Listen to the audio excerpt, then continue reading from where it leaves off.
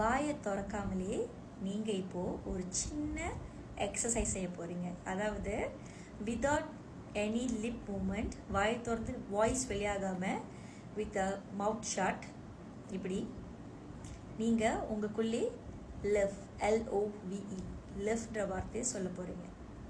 Two it now.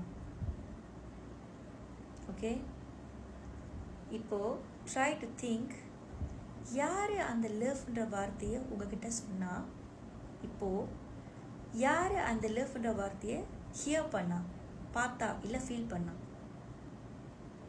நீங்கள் தானே. வாயை மூடி இருந்தாலுமே நீங்கள் லவ்ன்ற வார்த்தையை உள்ளுக்குள்ளே சொன்னீங்க.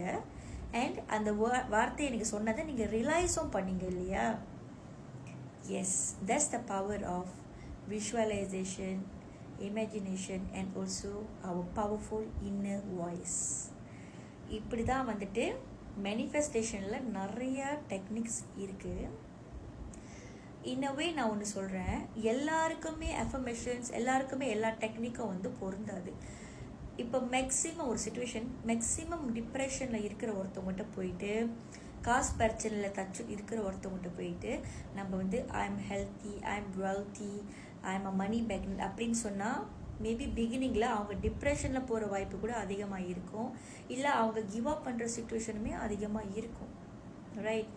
Manifestation is not only about power to attract something that you want, but manifestation is about declaring things, making assumption through your vibration. No matter நீங்கள் என்ன டெக்னிக் பண்ணாலுமே நீங்கள் அதை ஃபீல் பண்ணலன்னா, இமோஷன்ஸ் இல்லைன்னா, that's not going to work for you. இதுதான் reality.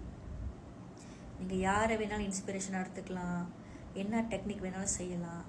But அந்த சொல்கிற வார்த்தைக்கு, எழுதுகிற விஷயத்துக்கு, விஷுவலைஸ் பண்ணுற விஷயத்துக்கு நீங்கள் உயிர் கொடுக்கலன்னா, things not going to happen for you. Because நீங்கள் நல்லா யோசிச்சு பாருங்கள், when you're doing a lot of techniques, நீங்கள் உங்கள் செல்ஃபை கன்வின்ஸ் பண்ணிக்கிட்டு இருக்கீங்க. நம்பு இது நடக்கணும், நடந்தால் நல்லாயிருக்கும், நம்பு.